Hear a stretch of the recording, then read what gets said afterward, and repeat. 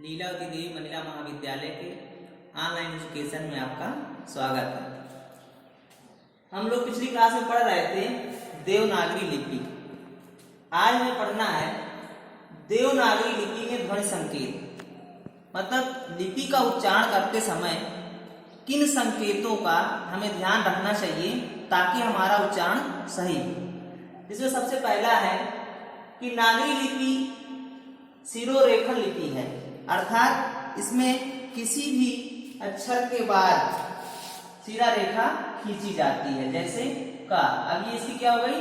शिरा रेखा हो गई। दूसरी बात, देवनागरी लिपि में फारसी भाषा का अत्यधिक प्रभाव पड़ा है, उसका प्रभाव पड़ा है, जिसकी वजह से देवनागरी लिपि में से ढा है तो ढा के बाद अब यहाँ पर नुक्ता का प्रयोग होता है, तो हो जाता है ढ। का है और का में भी नुक्ता का प्रयोग होता है, तो ये फारसी भाषा का प्रभाव है। इनके उच्चारण के समय हमें इन नुक्ता का ध्यान रखते हुए उच्चारण करना चाहिए। इसके बाद देवनागरी लिपि में विराम चिन्ह उच्चारण को प्रभावित करते हैं। हमें उच्चारण करते समय देखना चाहिए कि कौन सा विराम चिन्ह यहाँ पर लगा हुआ है। विराम चिन्ह को ध्यान में रखते हुए हमें उच्चारण करना चाहिए। विराम चिन्ह भी हम समझेंगे, अभी इसको समझने के बाद हम विराम चिन्ह ही पढ़ने वाले हैं। इसके बाद शुद्ध रूप से पढ़ना। शुद्ध रूप से पढ़ने मतलब ये है कि बालक जब प्राइमरी विद्यालय में प्राथमिक कक्षाओं में प्रवेश लेता है तो वह बहुत कुछ लेकर अपने साथ विद्यालय में पहुंचता है। वह मातृभाषा का प्रयोग करता है और मातृभाषा के शब्दों को उच्चारण करने के लिए बालक को चित्र के माध्यम से पढ़ने पर बल देना चाहिए। जैसे अब यहाँ पर है ज प्लस ग बराबर जल। अब उसे हम जल का चित्र दिखाते हुए ऐसा सिखा सकते हैं। उसके साथ वैसे ही हम फ प्लस ला बराबर फल, फलों का चित्र दिखाते हुए उसे हम फल पढ़ना सिखा सकते हैं। इस प्रकार से बालक शुद्ध रूप से पढ़ना सीख जाता है। इसके साथ ही मात्रा पठन, बालक को मात्रा पठन भी आना चाहिए कि कहाँ पर कौन सी मात्रा का प्रयोग किया गया है, क्योंकि किसी भी व्यंजन में जब अलग अलग मात्राओं का प्रयोग होता है तो वह अलग अलग ध्वनियां उत्पन्न करते हैं। लिपिबद्ध करते समय हमें ध्वनि के उच्चारण के आधार पर ही मात्रा का प्रयोग करना चाहिए। जैसे बालक को समझाना चाहिए कि आ के लिए केवल एक लाइन खींचते हैं, इसके बाद बड़ा आ की जो मात्रा है ऐसे लिखेंगे, छोटा ई की मात्रा ऐसे लिखेंगे, बड़ी ई की मात्रा ऐसे, ऊ की मात्रा इस प्रकार से। ये जो मात्राएं लिखी गई हैं ये क्रम से उन्हें आपको सिखाना पड़ेगा। इसके बाद इन मात्राओं का कैसे प्रयोग किया जाए यह भी बालक को सिखाना आवश्यक है। जैसे आ की मात्रा का प्रयोग करते हुए जब हम लिखते हैं तो जल, बड़ा की मात्रा का प्रयोग करते हुए लिखते हैं तो जैसे इसमें आम, यहाँ पर बड़ा की मात्रा का प्रयोग हुआ है। उसी प्रकार छोटी की मात्रा का प्रयोग करेंगे तो उससे शब्द बन रहा है दिन। बड़ी की मात्रा का प्रयोग करते हुए पानी, ऊ की मात्रा का प्रयोग कर रहे हैं तो सुन, बड़ा ऊ की मात्रा का प्रयोग करते हुए दूध। जिस प्रकार री की मात्रा का प्रयोग करते हुए वृक्ष, ए की मात्रा का प्रयोग करते हुए मेला, ऐ की मात्रा का प्रयोग करते हुए तैर, ओ की मात्रा का प्रयोग करते हुए मोल, औ की मात्रा का प्रयोग करते हुए मौन, अंक की मात्रा का प्रयोग करते हुए पंख, आह की मात्रा का प्रयोग करते हुए नमक। इस प्रकार से व्यंजन में मात्राओं का प्रयोग करके उसे उच्चारण करने के लिए बल देना चाहिए। साथ ही जो ध्वनि उत्पन्न हो रही, जैसे यहाँ पर आप सुन रहे हैं दिन, अब यहाँ पर दा में छोटी की मात्रा लगेगी और उसे जब लिपिबद्ध करना है तो उसे ध्यान में रखना है कि मात्रा छोटी ई का ही यहाँ पर प्रयोग किया जाए। इस प्रकार से हम मात्रा पठन के आधार पर उसे लिपिबद्ध कर सकते हैं। इसके बाद आज हम देखेंगे विराम चिन्ह। विराम चिन्ह क्या होते हैं? तो सबसे पहले हम विराम चिन्ह समझ लें। लेखक के भावों और विचारों को स्पष्ट करने के लिए जिन चिन्हों का प्रयोग वाक्य अथवा वाक्यों में किया जाता है उन्हें विराम चिन्ह कहते हैं। तो ये तो हो गया विराम चिन्ह। इसके बाद अब हमें समझना है कि विराम चिन्ह की आवश्यकता क्या है, विराम चिन्ह का क्यों प्रयोग किया जाए।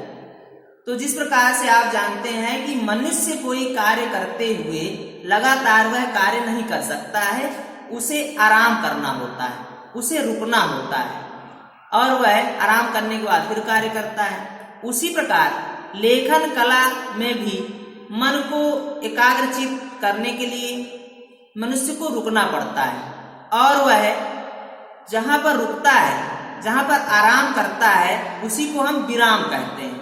और जब हम किसी भी वर्ण को किसी भी सेंटेंस को लगातार बोल रहे हैं, किसी वाक्य को लगातार बोल रहे हैं, यदि उसमें विराम का प्रयोग नहीं करते हैं तो हम थकान महसूस करते हैं, हमें आराम की जरूरत है। इसलिए हमें विराम चिन्ह की आवश्यकता है ताकि हम किसी भी वाक्य को लिखते हुए आराम कर सकें।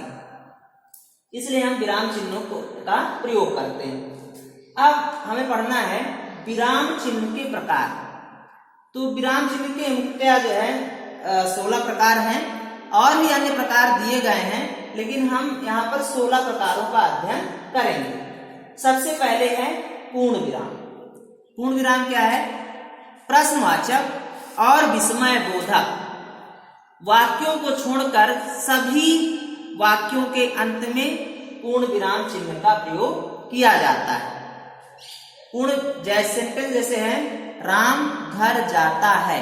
अब यहाँ पर यह सेंटेंस पूरा हो रहा है, वाक्य कंप्लीट हो रहा है, पूरा हो रहा है, तो यहाँ पर हम विराम चिन्ह का प्रयोग करेंगे। हमें ध्यान रखना है कि प्रश्नवाचक और विस्मय बोधक वाक्यों के अलावा सभी जगह विराम चिन्ह, पूर्ण विराम चिन्ह का ही प्रयोग किया जाता है और यह पूर्ण विराम चिन्ह हिंदी भाषा का ही चिन्ह है। बाकी ज्यादातर जो चिन्ह है वह दूसरी भाषाओं से ग्रहण किए गए हैं। दूसरा है अर्ध विराम चिन्ह। जहां पर हमें पूर्ण विराम से कम समय के लिए रुकना होता है, वहां पर हम अर्ध विराम चिन्ह का प्रयोग करते हैं। जैसे मोहन बाजार जाएगा और वहां पर मोहन बाजार गया और उसने नाश्ता किया। अब यहाँ पर अर्ध विराम चिन्ह का प्रयोग किया गया है। दूसरा है अल्प विराम चिन्ह। जब हम किसी वाक्य में और का प्रयोग ना करके इस चिन्ह का प्रयोग करते हैं और की जगह पर, तो वह अल्प विराम होता है। इस चिन्ह को हम जब अर्ध विराम से भी कम समय पर हमें रुकना होता है, तब हम अल्प विराम चिन्ह का प्रयोग करते हैं। जैसे मोहन सोहन और गीता बाजार गई, तो यहाँ मोहन और सोहन के बीच में हम अल्प विराम चिन्ह का प्रयोग करेंगे। अगला है प्रश्नवाचक चिन्ह। तो प्रश्नवाचक विराम चिन्ह का प्रयोग हम उन वाक्यों में करते हैं जहां पर कब, क्यों, कब, क्यों, कहां आदि शब्द का प्रयोग होता है, आदि प्रश्नवाचक शब्दों का प्रयोग होता है, तो वहां पर हम प्रयोग करते हैं प्रश्नवाचक चिन्ह का। इसके बाद है विस्मयवाचक या विस्मय बोधक। ऐसे वाक्य जिनमें हमें विस्मय महसूस होता है, आश्चर्य महसूस होता है, वहां पर हम विस्मयवाचक चिन्ह का प्रयोग करते हैं। जैसे अरे आप आ गए। यहां पर अब हमें आश्चर्य हो रहा है, तब हम विस्मय बोधक चिन्ह का प्रयोग करेंगे। इसके बाद है निर्देशक। निर्देशक चिन्ह ऐसे वाक्यों में प्रयोग किया जाता है जहां पर किसी प्रकार का निर्देश दिया जा रहा हो। इसके बाद है उद्धरण। उद्धरण चिन्ह दो प्रकार के हैं, एकल और दोहरा उद्धरण। एकल उद्धरण या दोहरे उद्धरण का प्रयोग हम तब करते हैं जब किसी पुस्तक या किसी वाक्य को हम कहीं से ज्यों का त्यों दूसरी जगह पर प्रयोग करते हैं, ज्यों का त्यों लिख देते हैं, वहां पर हम उद्धरण या अवतरण चिन्ह का प्रयोग करते हैं। इसके बाद है योजक चिन्ह। योजक चिन्ह ज्यादातर समानार्थक एवं विलोम शब्दों के बीच में प्रयोग किया जाता है, जैसे माता पिता। अब यहाँ पर माता और पिता के बीच में ये जो चिन्ह का प्रयोग किया जा रहा है, ये योजक चिन्ह है। इसके बाद है विवरण चिन्ह। विवरण चिन्ह का प्रयोग हम तब करते हैं जब किसी विषय में हम विस्तृत जानकारी देते हैं, व्यापक विवरण देते हैं, तब। इसके बाद है कोष्टक। किसी बात को जब हम दूसरी तरह मतलब फिर से व्यक्त करने के लिए या उसके समान अर्थ को व्यक्त करने के लिए हम लिखते हैं तो उसे हम कोष्टक में लिख देते हैं। इसको हम ज्यादातर उप के रूप में प्रयोग करते हैं। अगला है लाघव चिन्ह। लाघव चिन्ह का प्रयोग हम तब करते हैं जब हम किसी वस्तु को संक्षिप्त में, किसी वाक्य को संक्षिप्त में लिखते हैं या किसी शब्द को संक्षिप्त में लिखते हैं। जैसे हम लिखते हैं विश्वविद्यालय, और विश्वविद्यालय में हमने बी लिख के लाघव चिन्ह का प्रयोग कर दिया तो यहाँ पर यह विश्वविद्यालय का बोध कराता है। इसके बाद है हंस पद। हंस पद, काक पद, त्रुटिबोधक आदि के नाम से इसे हम जानते हैं। कोई भी वाक्य जब हम लिखते हैं और वाक्य को लिखने में यदि कोई सेंटेंस बीच में से छूट जाता है तो हम उसका प्रयोग करते हैं। उदाहरण के रूप में मोहन कानपुर